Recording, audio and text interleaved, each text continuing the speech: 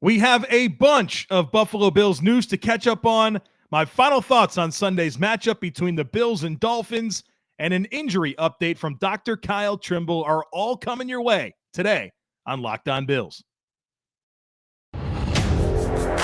You are Locked On Bills, your daily Buffalo Bills podcast. Part of the Locked On Podcast Network, your team every day.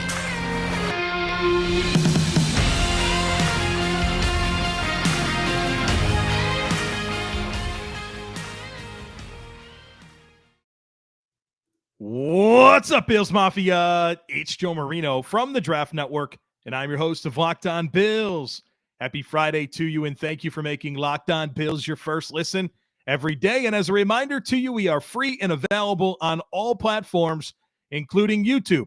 Today's episode is brought to you by BetOnline. BetOnline has you covered this season with more props, odds, and lines than ever before. It's BetOnline, and it's where the game starts. Well, folks, it feels like we have a ton of things to catch up on.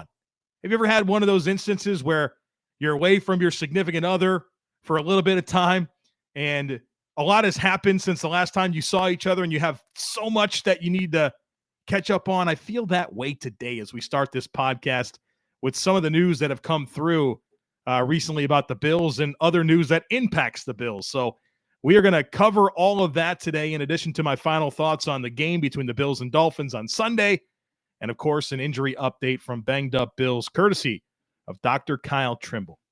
So let's get started. Nyheim Hines, AFC Special Teams Player of the Week. We all knew this was going to happen, but it did, and so let's celebrate it here to start the show. For the second time in Nyheim Hines' career, he has received this honor. The last time that it happened was back in Week 16 in 2019 when he returned 2 punts for touchdowns. And now, after returning 2 kicks or 2 kickoffs for a touchdown against the Patriots last week, Nyheim Hines is the first player in the history of the NFL to have a 2 kick return touchdown game and a 2 punt return touchdown game for his career. So that's really, really cool. He, of course, is the first ever Buffalo Bills player with 2 kick returns for a touchdown in a game and the 11th player in the history of the NFL to do that. A very special performance, obviously a very special game, a very special situation now that Damar Hamlin has been released from the hospital. He's back home in Buffalo with his family, and it's just an awesome recovery and just following that progress to this moment from what happened on that Monday night game in Cincinnati to right now where Damar's been released from the hospital and is at home with his family in Buffalo. Just an absolute wonderful story. Obviously an unfortunate circumstance, but really, really fortunate to be where we're at right now. Let's talk about Tremaine Edmunds. And the reason we're going to talk about Tremaine Edmonds is because Ravens linebacker Roquan Smith signed a huge contract extension this week. 5 years, $100 million, $60 million guaranteed. And, of course, Roquan Smith and Tremaine Edmonds were from that same 2018 draft class. There was a lot of debate on who's LB1, Roquan Smith or Tremaine Edmonds. Well, Tremaine Edmonds was my LB1. Back then, he's my LB1 still. I'd rather have him than Roquan Smith, who just signed a massive, massive contract extension with the Ravens. So let's talk about it, because I know a lot of people are thinking, well, what does that mean for Tremaine Edmonds' extension? Well, obviously, this is a market-setting contract. This deal topped what Fred Warner got at 5 years, $95.2 million, $40.5 million guaranteed. Shaquille Leonard with the Colts, 5 years, $98 million, $52.5 million guaranteed. Roquan Smith now 5 years, $100 million, $60 million guaranteed. My initial reaction to this is Tremaine's contract is going to come in a lot higher than we anticipated, or at least we discussed on this podcast during the preseason. At that time, I was thinking around $14, $15 million a year. In fact, I think one of my talking points that I gave you on the podcast was, look, I know a lot of the concern with extending Tremaine Edmonds is the money that Leonard and Warner got. And I said, I don't think he's going to get that money. I don't think he's at that level. I think he's going to be a tick below. Well, then Tremaine Edmonds went out and had the best season of his career at the perfect time for him, which, of course, coincides with Roquan Smith having a good season. He's a Pro Bowler, 5 years, $100 million, $60 million guaranteed. I'll tell you this. I don't think Tremaine Edmonds isn't re-signed. I think the Bills get this done. He's 24 years old right now. He's been a 5-year starter for this defense at 24 years old. Turns 25 in May. So next season he'll be age 25 the entire season. We know this team loves him. We know that, right? You hear the way the players, Sean McDermott, Brandon Beane, talk about him. We know Tremaine loves Buffalo. And ultimately, this is Brandon Beane's second draft pick he ever made as the general manager of the Bills. The first one, Josh Allen, and the second one, Tremaine Edmonds. Traded up to get him in the first round. A first-round draft selection, part of Beane's first draft class in Buffalo. He's the quarterback and leader of the defense who's young, productive, and the arrow is pointing up. I don't think Beane lets him get away. I really don't. I think there's a big point of pride as an NFL general manager to draft a player, especially in your first draft class, for them to develop into what he's developed into. I don't think you let that guy get away. I don't think he's going anywhere. I expect re-signing Tremaine Edmonds to be the number one priority for the Bills this offseason. Predictively, I really do believe that. And I think they'll do whatever it takes to keep him. Whether that's restructuring some contracts, surely that's going to happen. We all know restructures are going to happen to free up cap space. But even prioritizing him over other free agents, including Jordan Poyer. And I know that we all want to live in a world where everybody's back and Edmonds is back and Poyer is back. But if it came down to it, if the Bills could only pick one, I expect them to pick their 25-year-old middle linebacker. That's been a 5-year starter that they refer to as the leader of the defense. So predictively, I would condition yourself to believe that the Bills are going to get an extension done with Tremaine Edmonds. I think he's going to be their number one priority. And maybe you're not in love with the idea of paying him near $20 million a season, but with the cap going up, with these linebacker deals continuously resetting the market over the last year, I think we have to prepare to live in a world where Tremaine Edmonds is 18, 19, perhaps $20 million a year player. I know what you're thinking. Well, Joe, why didn't they get this deal done sooner? Why didn't they do it before the season?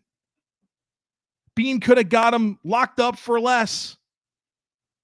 Well, to which I would say it takes two, right? I'm sure the Bills considered that, right? Maybe they did want to get the deal done. Maybe through 4 seasons, they had all the information they wanted from Tremaine Edmonds to believe that he's the guy that they want to commit this money to long term. But it takes two. Maybe Tremaine said, look, I see what you're offering. I'm going to bet on myself. I'm going to go out and have the best season of my career, and my price tag's going up. I think that's a real possibility that we need to be mindful of.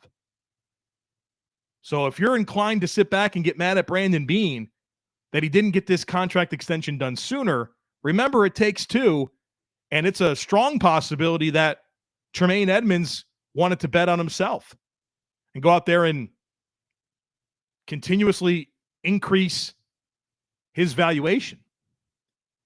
I find it interesting that this week, I don't know if it was Pittsburgh radio or a Pittsburgh Steelers podcast, I caught a video clip that I think Sal Capaccio shared on Twitter about a couple of Pittsburgh media people. I don't know if they're, again, podcast hosts or radio. I'm not sure what it was.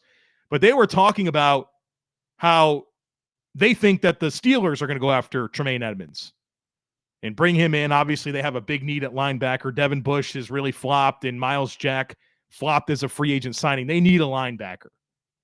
And the Steelers have this history of pairing brothers together, right? The Watts, right? They got Derek and TJ. They got Cam Hayward and his brother on the team. they've been a team that has leaned into bringing brothers together on the same team. And obviously they have Terrell Edmunds, the safety, first-round pick the same year as Tremaine, both out of Virginia Tech. And Terrell Edmunds was not given the fifth-year option, so they actually re-signed him this offseason to a one-year deal, and his contract expires, if I'm not mistaken, after the year.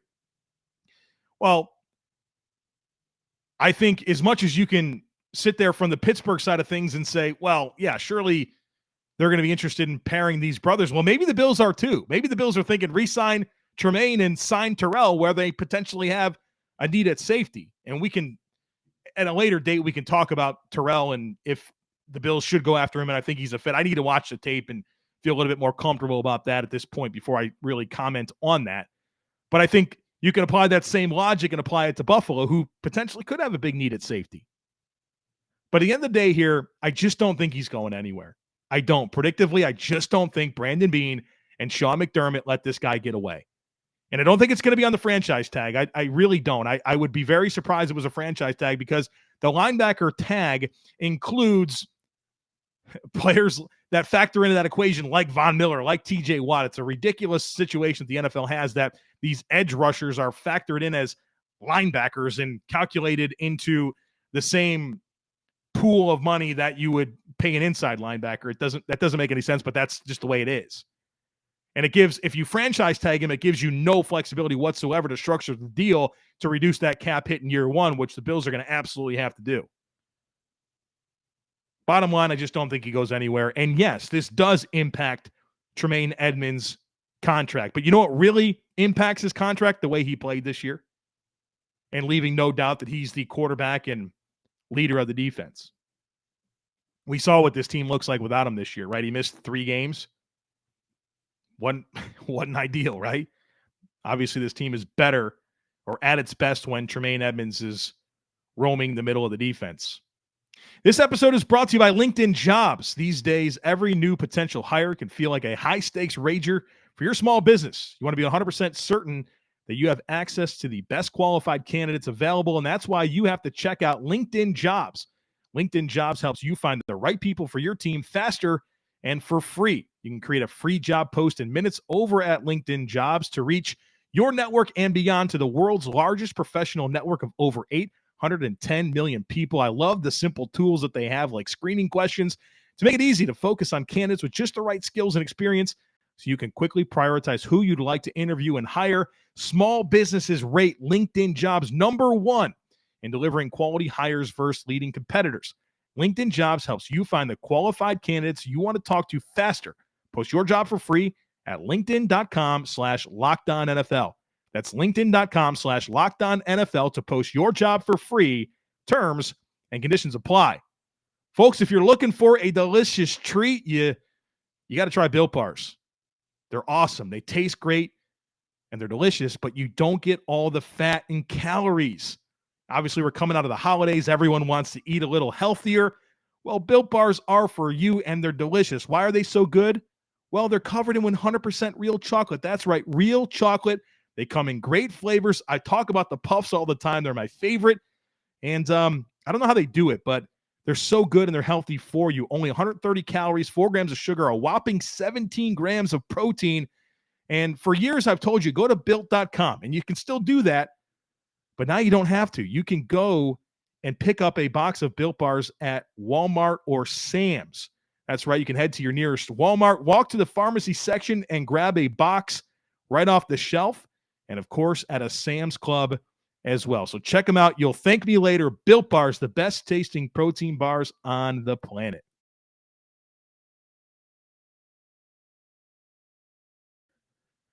All right, so we got more stuff to get into here just to kind of catch up. That's what I'm calling this, catching up on some of these Bills talking points. Ken Dorsey, Bills offensive coordinator. Carolina Panthers have requested to interview him. And so let's talk about that for just a second. First of all, I know you're probably wondering, well, I don't really love the idea of Ken Dorsey amid a playoff run putting his focus on preparing to interview for a head coaching job.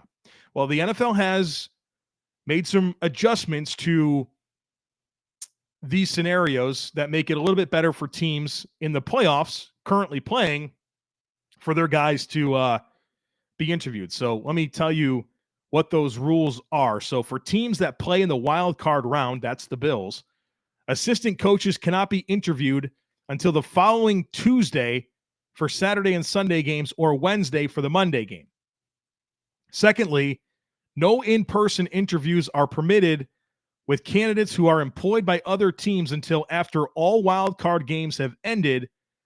And then before the end of the wild card round, in-person interviews may occur only with candidates employed by the team hiring a head coach or candidates not currently employed by the NFL. So there's some safeguards in place now that kind of reduces some of your concerns about that distraction that would be a head coaching interview for Ken Dorsey or any other assistant coach. But Ken Dorsey, a candidate for the Carolina Panthers head coaching job, was there. He was in Carolina from 2013 through 2017 as their quarterbacks coach. And obviously that was a great run for Carolina. Went to the Super Bowl at a 15-1 season. Him and Mike Shula, who's currently an offensive assistant in Buffalo. Shula was the offensive coordinator for the Panthers then, and Ken Dorsey was a quarterbacks coach. Carolina seems to be interviewing a ton of people, right? They're casting a wide net, a lot of offensive coordinators. That seems to be a big priority for them in their head coaching search. And listen, I'm not fully sure I believe that Ken Dorsey is a leading candidate to actually get the job, okay? He's a one-year offensive coordinator / play caller for the Bills, and obviously he did a great job. A very impressive offense the Bills had this year, number 2 in scoring offense and number 2 in total offense for the entire NFL. Obviously taking over for Brian Daboll, expectations were high, and there wasn't a drop-off, and that's impressive. Look across the landscape of the NFL. I'm guessing, 25-30% of the league is going to have new offensive coordinators next year. The one that just orchestrated the number 2 offense in the league, you want to hold on to that guy, and you can understand why that guy's getting some interest from other teams to be a head coaching candidate. And listen, we've seen the NFL time and time again recently hire inexperienced offensive minds, and it's worked out for them. So we talk all about experience and all that type of stuff, only 1 year as a play caller. Well, look at some of these examples that have come out throughout the league. Matt LaFleur, Nick Sirianni, Sean McVay, Kevin O'Connell, Mike McDaniel, Zach Taylor, the list goes on and on. This is a formula that's working in the NFL right now. So it makes sense to me that Ken Dorsey is as a candidate for this job and potentially other jobs. I think the biggest influence in Dorsey legitimately getting that job in Carolina is Dan Morgan. Dan Morgan is their assistant general manager. And those guys, Dorsey and Morgan, have a lot of time together. They were teammates at the University of Miami, a historic team, obviously, a ton of success in the early 2000s. And then there was some overlap in Buffalo when Dan Morgan served under Brandon Beane as the director of player personnel. And then Ken Dorsey was a quarterback's coach. I'm sure that they have a relationship and that Morgan's going to pound the table for his guy. And I think that's probably if you're concerned about losing Dorsey, outside of him being deserving of these interviews, Dan Morgan's influence there, I think, is probably one of the biggest reasons why I think it could actually happen. Although I'm not sure I expect it to be the case. Dave Tepper, the owner of the Carolina Panthers, is a very aggressive man, and I don't know that Ken Dorsey screams aggressive hire to me. I don't know if I believe that. And maybe he learned his lesson after the Matt Rule stuff and grossly overpaying him and all that went into that decision, but I just don't find myself sitting here right now really believing that Dorsey's going to get the job. Now, what if he does, right? What if he does? What do the Bills do at offensive coordinator? Well, I think you got a very natural succession plan in place with Joe Brady. Current Bills quarterbacks coach, obviously a little bit of time with Carolina as their offensive coordinator, like a year and a quarter. I think he was wrongfully fired. Historic success at LSU, right, with that 2019 team with Joe Burrow and just crazy production. William and Mary guy, which Sean McDermott loves. Sean's always going to find a place for those William and Mary guys on his staff. Obviously, the relationship with Josh Allen is very good. Whenever Joe Brady was hired in Buffalo, I talked about how I thought they would hit it off, right? There's just very similar, quirky personalities. You could tell they bonded quickly. I've spent time around the Bills. Every time I see Josh Allen, he's with Joe Brady, right? They're very, very, very connected, right? So I think that if Dorsey were to get this job, I think Josh Allen and the team would be happy for him. And then I think Josh Allen would endorse Joe Brady to be the next offensive coordinator. So I think you have a succession plan in place. And, I don't want to say hopefully it doesn't happen, because I'm not going to root against Ken Dorsey getting opportunities to advance his career. But if it does happen, I think you feel good about Joe Brady being able to step in as the Bills' next offensive coordinator, and not a ton of time with Josh Allen, but a year, right? And I think that that goes a long way in being able to hit the ground running, just like it happens when switching over from Daboll to Dorsey.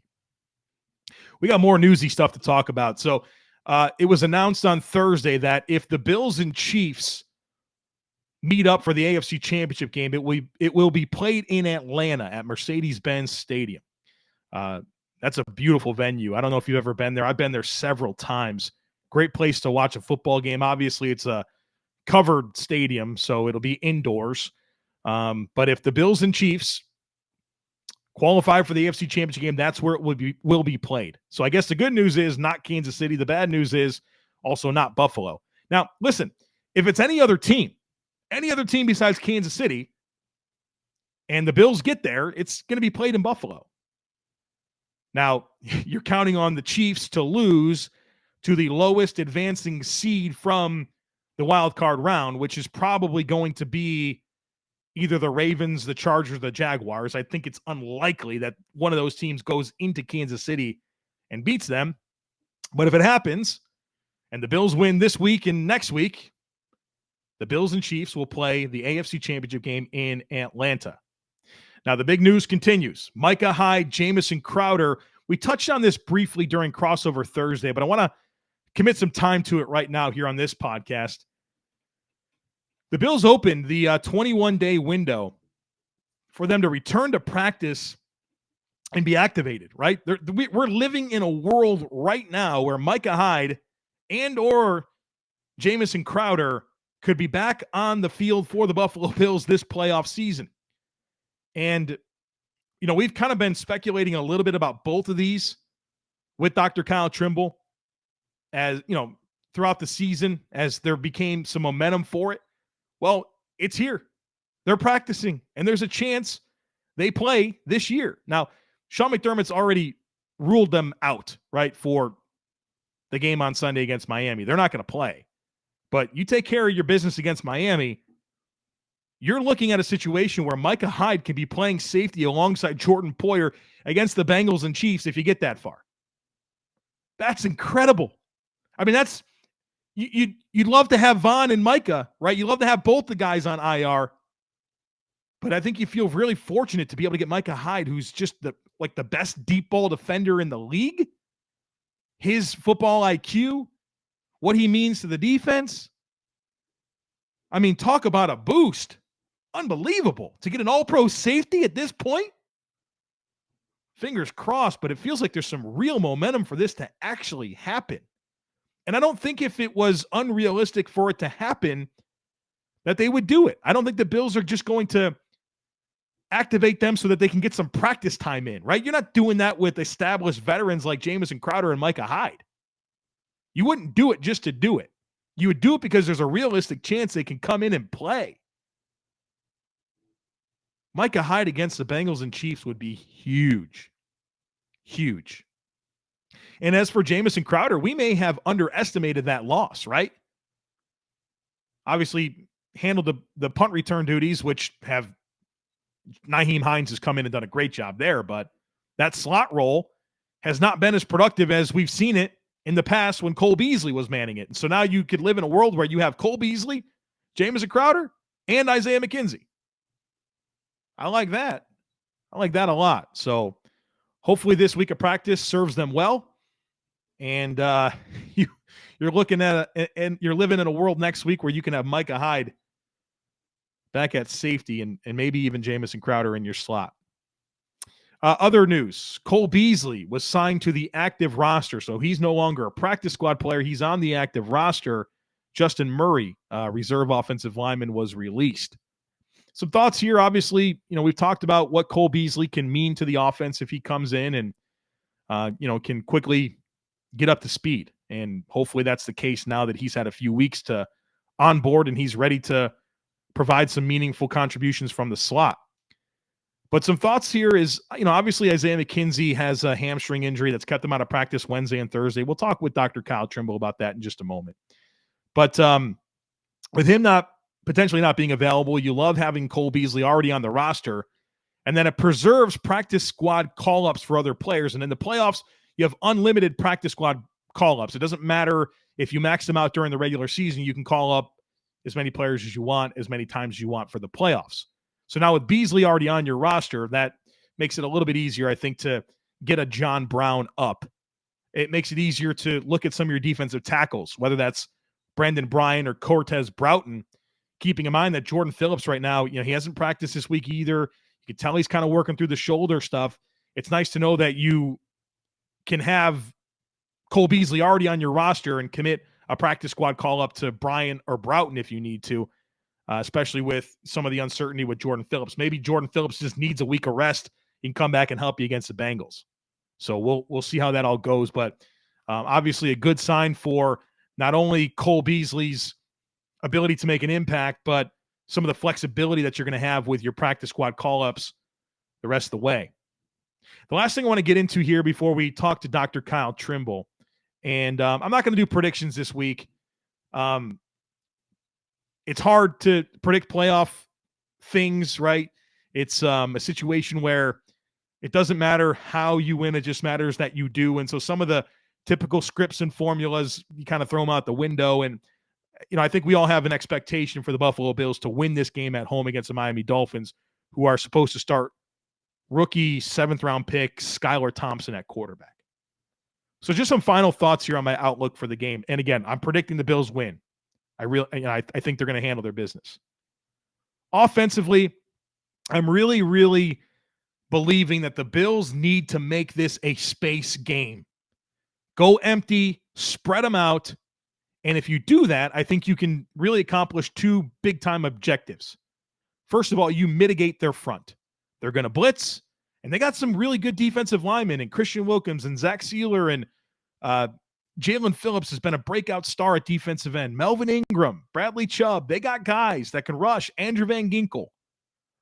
I think you do yourself a major service by spreading them out, making it a space game, and really putting them in some conflict if they want to blitz.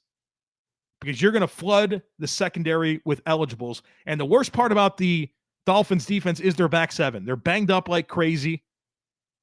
And they want to play man coverage. Well, okay, let's make it a space game and see who can win one-on-ones. I like your chances with that formula. The weather looks great. 30s, calm. No precipitation in the forecast. Lean into that.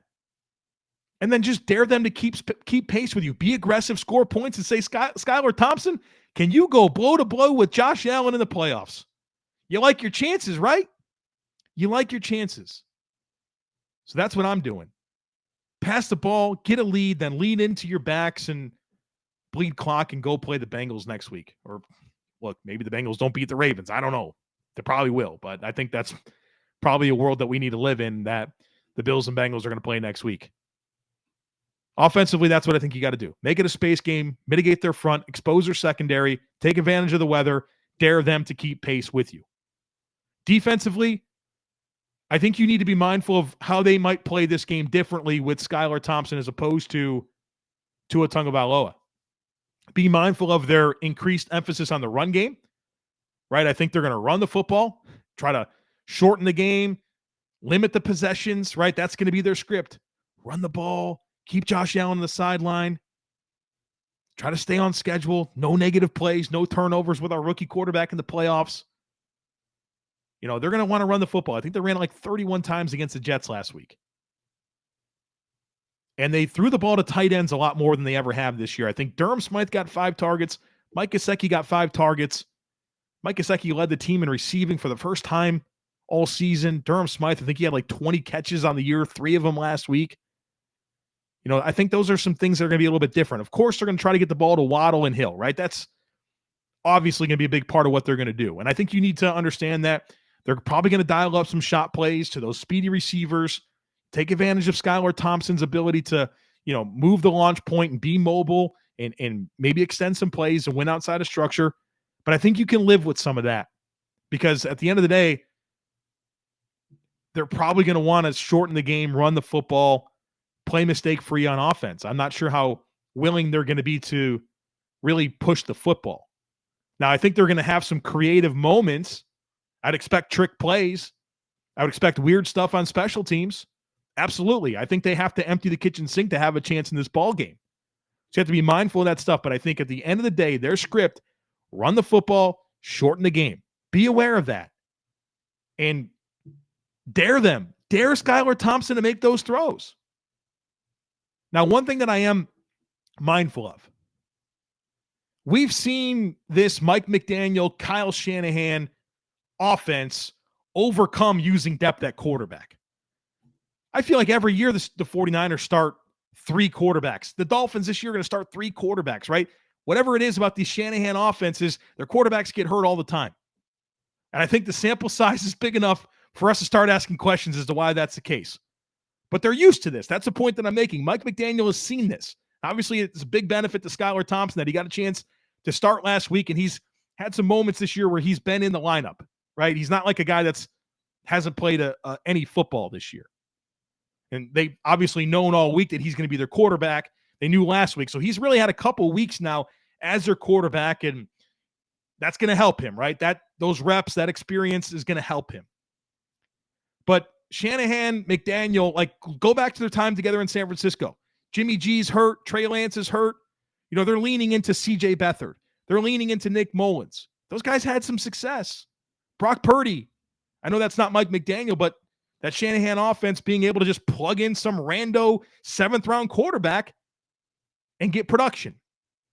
So I think that there is a lot that you need to be mindful of. You need to respect the opponent. It's the playoffs, right? And I think that they have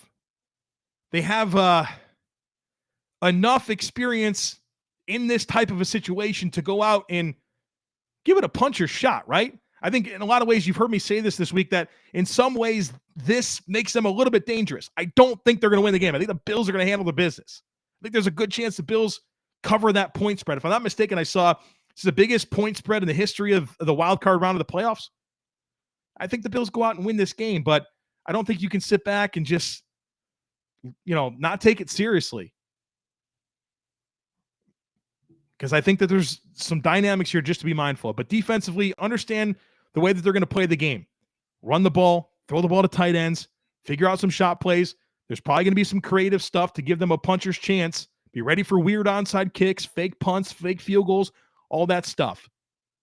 And the last thing I'll say here is get a win on special teams. If you go back to our conversation on Wednesday, at the end, I talked about just how bad the Dolphins special teams have been this year. They're good at punting, but they're not very good at covering kicks. They're not good at covering punts. They're not good at making field goals. They haven't been very explosive as a kick return team. Now, look, they could put Tyreek Hill or Jalen Waddle back there and realize that could be some of the best opportunities to score. So I think you have to be mindful of all those weird dynamics that could come out of this Dolphins team as they try to go down swinging this year. And look, I think for them, they're probably looking at this as we're playing with the house money, and you want to talk about a cherry on top for your season, how much you go end the Bills season, right? I'm sure that's the messaging that they have right now in their locker room. And so you need to go out there and make sure that doesn't happen. All right, folks, in just a moment, we're going to talk to Dr. Kyle Trimble about the injury situation, Micah Hyde, Jamison Crowder, Jordan Phillips. But first, betonline.net is your number one source for sports betting info, stats, news, and analysis. You can get all the latest odds and trends for every professional and amateur league out there. Every sport they have over at betonline.net. If you love sports podcasts, you can find those too over at BetOnline. They are always the fastest and easiest way to get your betting info. So head to the website today or use your mobile device to learn more. It's BetOnline, and it's where the game starts. I'm joined now by Kyle Trimble. He's a doctor of physical therapy. He runs bangedupbills.com. You can follow him on Twitter at bangedupbills. He joins us each week, including the playoffs, to get us ready for the upcoming Bills game. We got a playoff matchup with an AFC East rival, the Miami Dolphins. And so we got some stuff to get into. We got a couple players that their status is in jeopardy for Sunday, a couple players that might come back next week, which I'm really curious about, and then some highlights on the Miami Dolphins and some of their players of consequence for Sunday. Kyle, let's start with the players that we're concerned about from the Bills not playing on Sunday. For me, that's Isaiah McKenzie, hamstring injury, has not practiced or limited on Wednesday, did not practice Thursday. And, of course, Jordan Phillips hasn't practiced all week with a shoulder. You can tell he's not quite as effective as he's been, a little bit less in terms of snap count. Now, it was interesting, Sean McDermott on his press conference on Wednesday said it was kind of load management with Jordan, but I'm starting to doubt his status for Sunday, but I'll lean on you to share your thoughts on both of those situations. Okay. So Isaiah McKenzie, he spoke with Elena Getzenberg of ESPN after practice today. Said he injured the hamstring while running during Wednesday's practice, which meant that he got the limited designation because he missed at least. And then, of course, with the hamstring, we see how the team has been conservative with those injuries, especially at this point in time in the season, that he wasn't going to practice. McKenzie said he was okay, but he's going to see how the next few days go, which is a pretty typical line we hear from just about every player, regardless of severity of injury. So it remains to be seen what happens with McKenzie, but seeing that they did sign Beasley to the act, I think is quite telling as to what the McKenzie situation is. He could still be active and have two of those guys. I think that'd be great, but with a game come up like this against the Dolphins, give the guy a chance to rest and be right for next week, because we see on average those guys miss about a week with a hamstring. So I don't think you're losing a whole lot if McKenzie doesn't play with Beasley back in there, but still to note. And then the second one is going back to recalling what happened with the injury. He suffered a right shoulder injury while trying to chase down Mac Jones in the Week 13 matchup against the Patriots. He fell flat on his face with his arm out.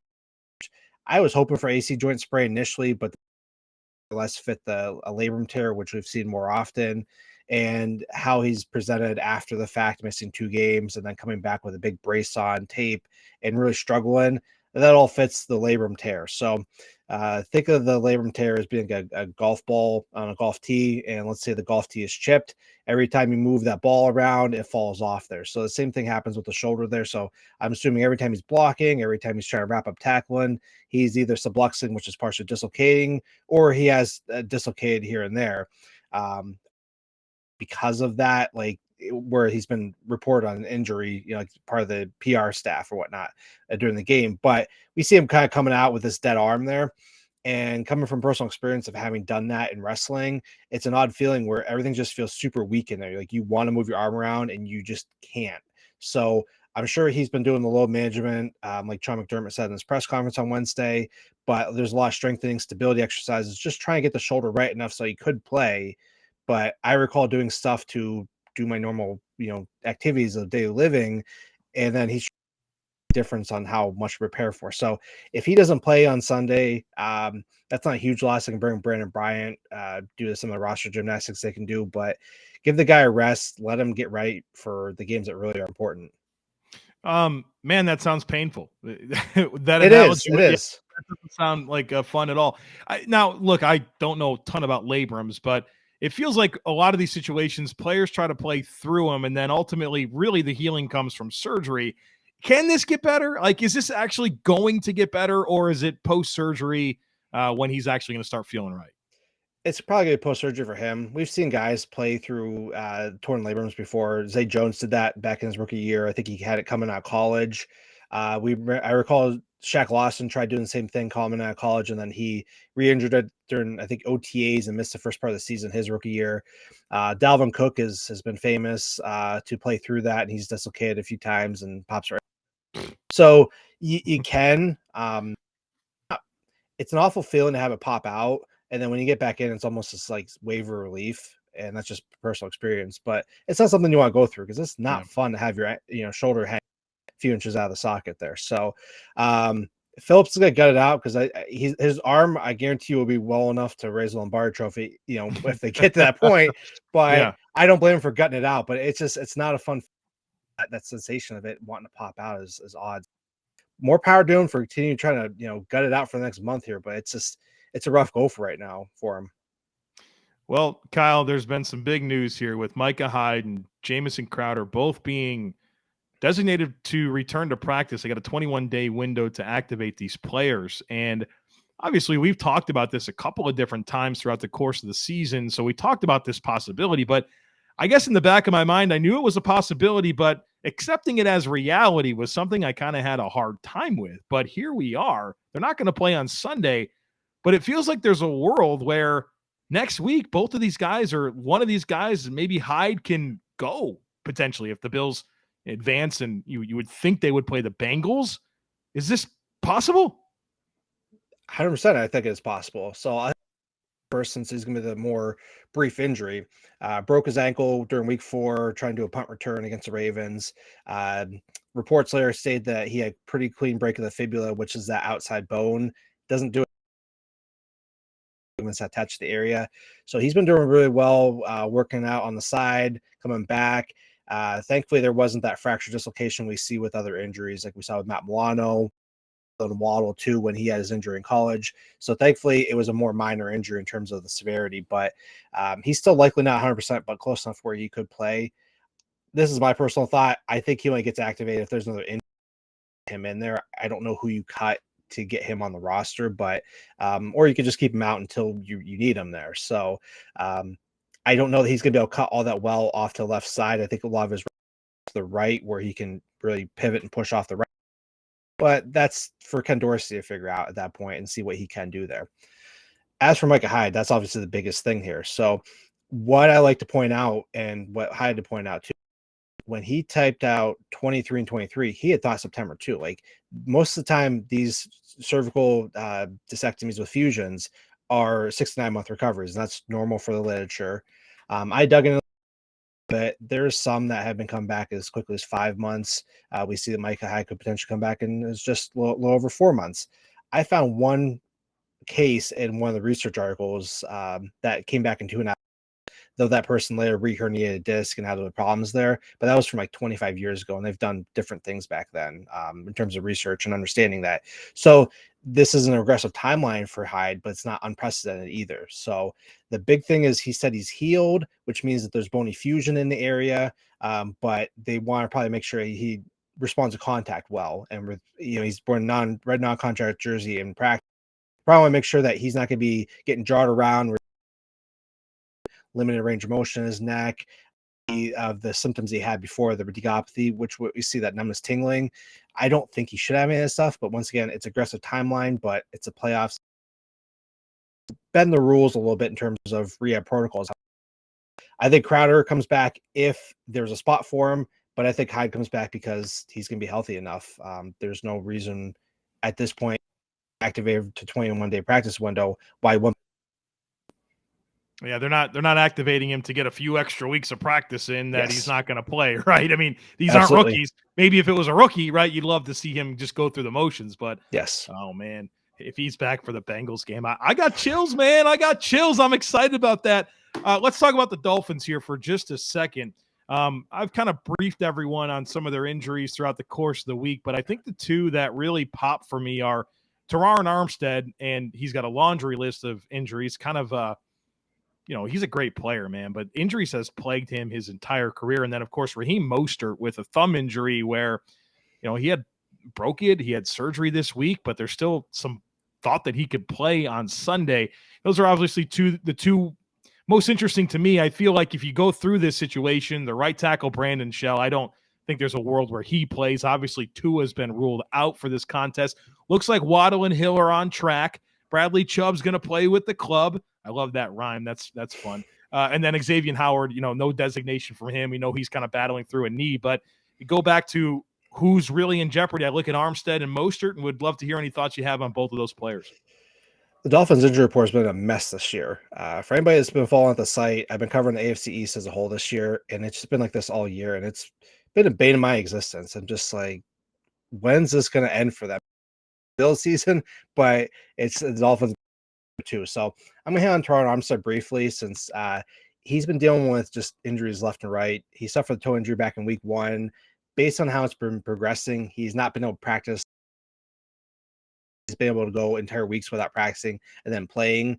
I suspect he has a plantar plate injury, which is the same injury that Patrick Mahomes had back in 2020 when he faced the Bills in the AFC.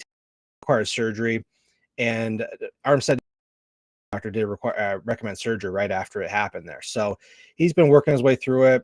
He has a left pectoral injury along with a knee and hip injury. He also went on record saying that his right side of his leg has been bothering him. So I wonder if maybe the toe led to his knee and hip injuries, though I haven't been able to confirm which side those injuries were on. But he's been a mess, but I commend him for playing because he's been still playing level, though that might have been more reputation rather than performance, but still he's been playing well, and I almost want to see him play out there just because I think he's the best option despite all the injuries, but still he's been a mess. And then Raheem Mostert, he looked like he suffered the thumb injury sometime in the second half of the game, like in the third quarter. It wasn't clear when he did it, but I did see him on film kind of looking down his right hand, and he probably didn't realize what happened until after the fact, but he did get a pin put in there, try to get healed up. This is probably the same surgery that his teammate Alex Engel gone through against after the Packers game. He's been playing with the club, and he's fullback, more blocking. But if Mostert does play, do you need two guys in the backfield that are blocking? I don't know. I mean, have Jeff Wilson Jr., who didn't play last game against the Dolphins or against the Bills, that could come out and play, and you got Salvon Ahmed too. It's like, what benefit is a one-handed running back?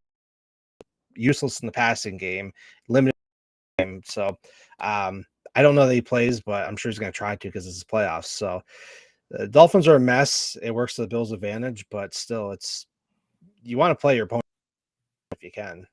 Yeah. It's I know nobody feels bad for the Dolphins, right? Nobody listening to this podcast feels that bad for the Dolphins, but man, I mean, to get to this point, to have winning records the last 2 years, a 10-win team, didn't get to the playoffs. Now you're here. You got there, right? You squeaked in, and now you have to play the Bills without your best players, right? It's just a tough situation for them, which leads us to a lot of optimism about the Bills winning on Sunday and, hosting a divisional round playoff game. But we do have to acknowledge that the Bills are facing elimination on Sunday. If they don't win, the season doesn't continue, and that means that there's not a game for us to get ready for next week. And Kyle, I know that it means a lot for you to be on this podcast each week and share your expertise, and I certainly appreciate it. And I know that you want to take a second and just extend some thanks to Bills Mafia.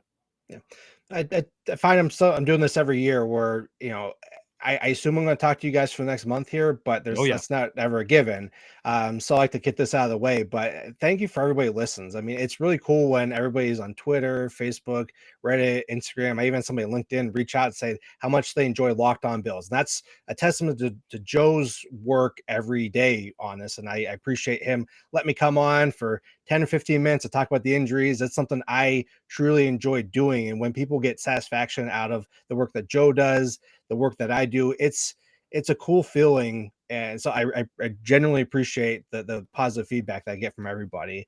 The